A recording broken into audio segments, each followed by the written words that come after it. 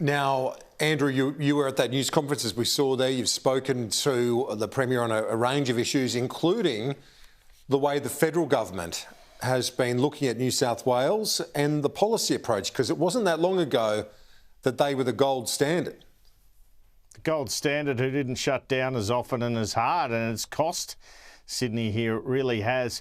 And I think one of the distinguishing features from a federal politics perspective about this lockdown is last year's Melbourne lockdown. We know it went for 112 days. We know it was from Victorian government mistakes. It was really almost amazing to see Dan Andrews hold on to his job after this, given what occurred to Victorians.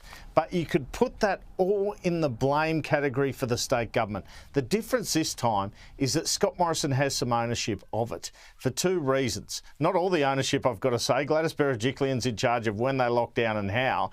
But he said in the Parliament, Scott Morrison, he congratulated and commended Gladys Berejiklian for not locking down earlier. I bet you he's regretting that now. And the other thing is obviously the rollout of the vaccines, because there were no vaccines at the time of the Melbourne lockdown. So what we've got, what I understand really from his public comments is Morrison was urging Gladys Berejiklian not to lock down prior to the time that she did. And if she had have locked down earlier, Sydney might be out by now. And then subsequently, he's actually lobbied her, as my information, to lock down harder to try and extinguish the virus. Well, she wasn't coming at either proposition, but she wasn't denying them either. But it was interesting to put it on her this morning.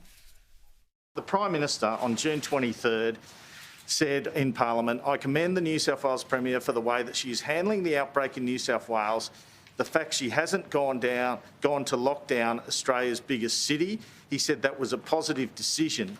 Yesterday, he said, "The lockdown comes to an end by the lockdown effectively working. There's not an easy way to bring these cases down. The lockdown does that work. The vaccines can provide some assistance, but they are not going to end this lockdown." Can you see the contradiction in those messages? And before the first lockdown, did the Prime Minister encourage you in any way to avoid a lockdown? And in recent days, has the Prime Minister attempted to encourage you in any way to tighten the lockdown? I think what's really important for the people of New South Wales to know is that the decisions our government takes are based on the best health advice.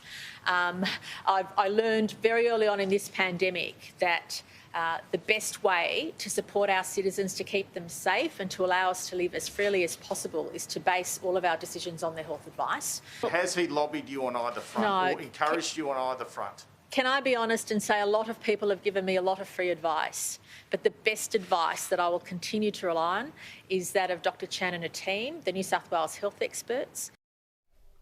And the Premier talking about health advice. Well, here's the problem. My understanding is the informal Commonwealth health advice is to lock down harder and consider a curfew, certainly in southwestern Sydney. Yet the state health advice apparently isn't at that level yet. Well, we'll see. As Charlotte Mortlock reported earlier, what you can expect is tighter measures in some sections of Sydney and a slight loosening in other areas, and that will be an announcement in the next few days. But there's a long way to go in this lockdown. Now, Daniel Andrews refused on Friday to provide any of the Victorian Pfizer vaccines to Gladys Berejiklian. His argument is that Sydney's not locking down hard enough to extinguish the virus, not making the sacrifices that Victoria did last year. But he had an offer. The offer, which he's since repeated at a press conference and he said at National Cabinet, was if Gladys Berejiklian provided the modelling by which she was going to reduce cases in New South Wales, he would then consider handing over Pfizer vaccines to help. He wanted to see a bigger effort in terms of a lockdown before handing over vaccines to assist. Well, Gladys Berejiklian says she's not going to come at that. She says she was defeated on Friday on this issue after calling it a national emergency, and that's the end of the matter. I guess the concern raised out of that is there modelling to show the cases are going to go down? Because right now they're plateauing. Sure, they're not going up, and that's good news, but the lockdown in place at the moment with the Delta variant, which is hard but not extreme, doesn't seem to be reducing those cases in the manner in which they were reduced in Victoria last year.